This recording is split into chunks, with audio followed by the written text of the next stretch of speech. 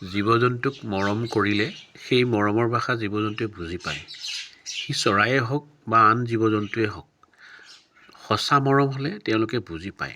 এই চৰাইবিলাক ৰাতিপুৱাতে যদি অকণমান সিহঁতে খাব পৰা ধৰণৰ আহাৰ দি পেলাই যদি সিহঁতক মতা হয়, জাক পাতি এই চৰাইবিলাক উৰি আহে।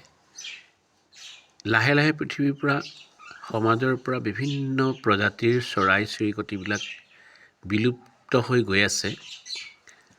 আমাৰ অসমৰে বিভিন্ন ধৰণৰ চৰাই আমি এতিয়া দেখিবলৈ নাপাওঁ। গতিকে যোনে যেনেকেই পাৰে সকলোৱে এই আপুৰুগীয়া জীৱবিলাক, পৃথিৱীৰ ভাৰসাম্য ৰক্ষা কৰা এই চৰাই-চিৰিকটিবিলাক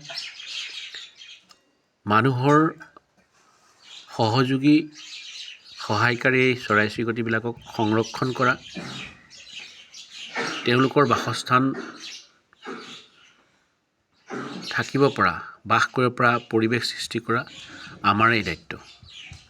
সকলোৱে মিলি আমি এই চৰাই-চিৰিকটিবিলাকৰ ৰক্ষণাবেক্ষণ লোৱাটো, দায়িত্ব পালন কৰাটো সকলোৰে কৰ্তব্য।